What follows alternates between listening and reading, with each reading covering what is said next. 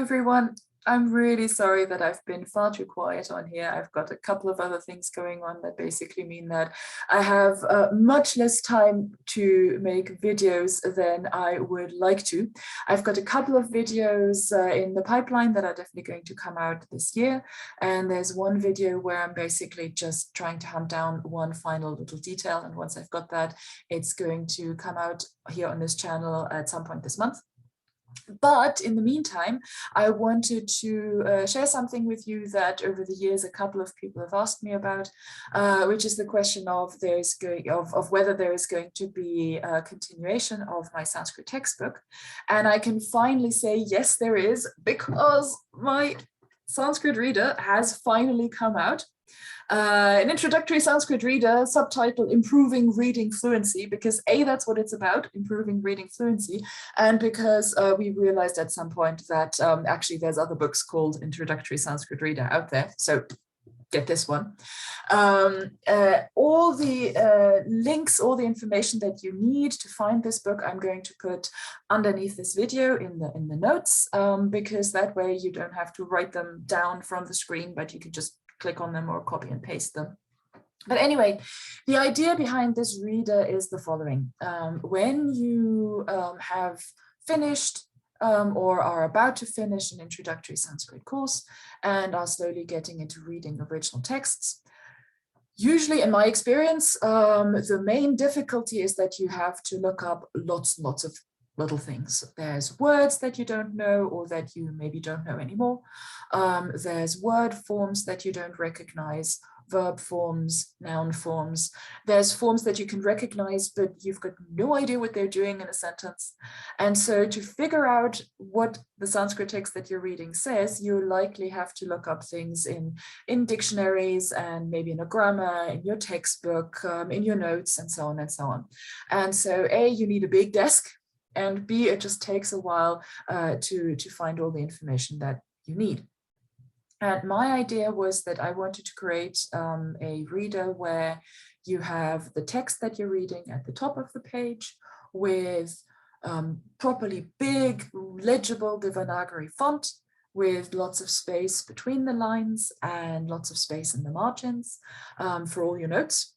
And then right underneath, you've got a block of vocab notes and a block of grammar notes. So you'll still have to look up all these bits of information that you don't know, but hopefully all the information you're looking for will be right there at the bottom of the page.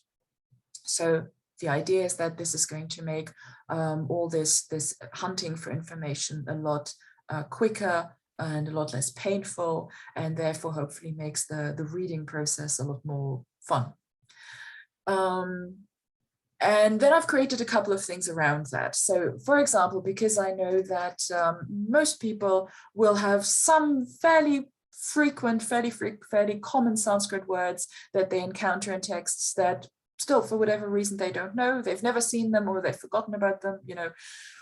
We're all human, our brains are limited, and after 2 years of pandemic, most of our brains are pretty fried. So for whatever reason, you don't know a frequent word, you don't know a word in the text, and it's not in the vocab notes. For that, I've created complete vocab lists for each reading passage in the book. And you can download these as free PDFs from the publisher's website. Again, the address is right below this video. Then, because the intermediate stage of language learning isn't just reading as much as you can, but also often consists of building up your own vocabulary, learning more vocabulary, memorizing new words, I went to sanskritdictionary.com and used their wonderful word frequency tool and created a sort of 900-ish words list of all the most frequent words in all the kinds of texts that you're likely to read as an intermediate student.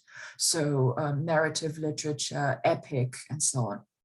And this vocab list is at the back of the book. And I've also created freely accessible online vocab flashcards on Brainscape. Again, all the information right at the bottom.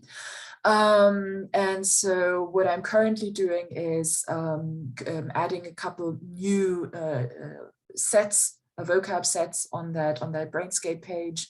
So right now the vocab is split up into groups of around 45 words. And so I'm creating sets that are shorter, sets that are non-alphabetic, and so on. So there's that.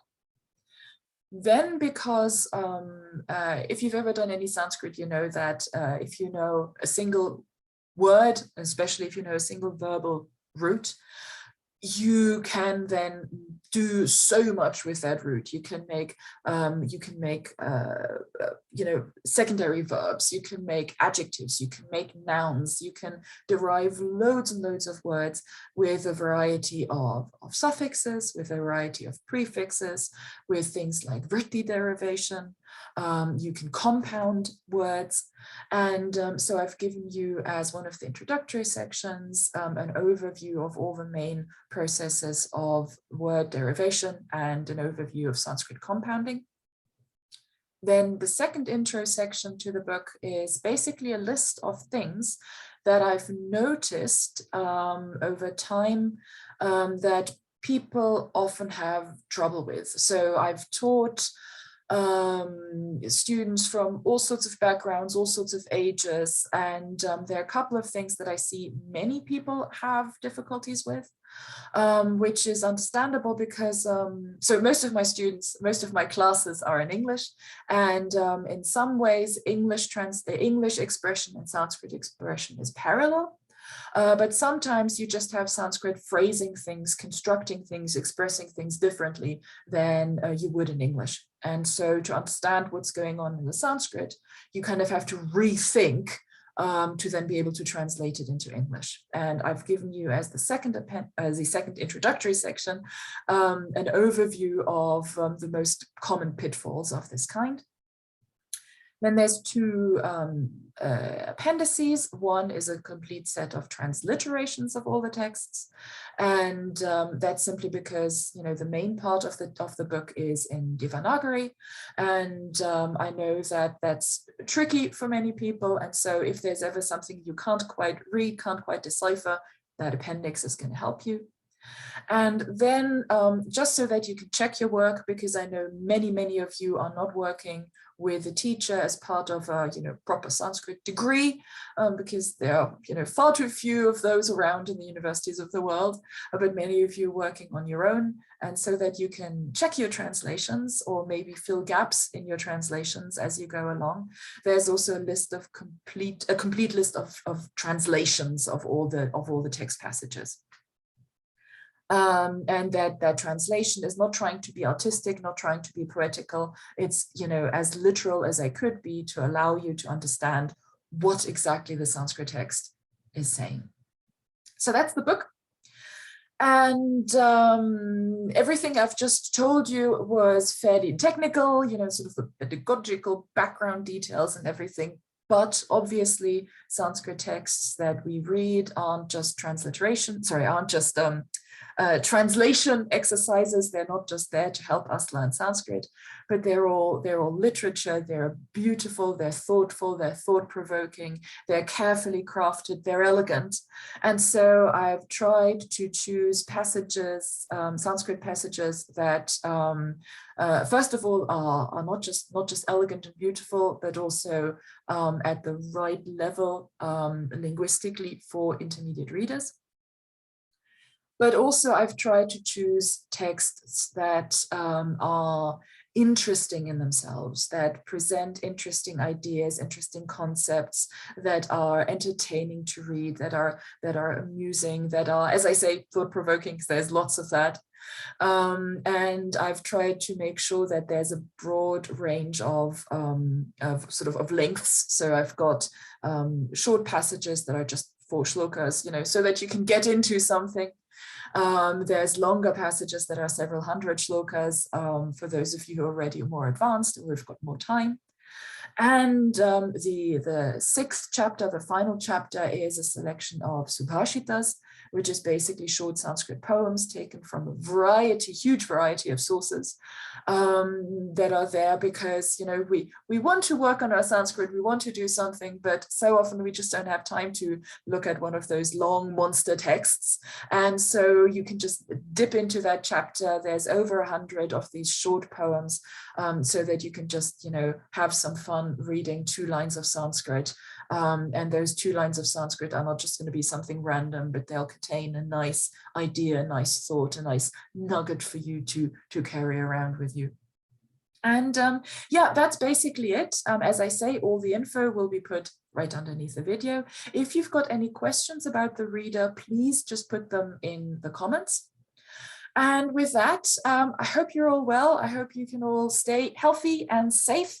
And I hope you all have lots of fun continuing learning Sanskrit. Take care, everyone. Bye-bye.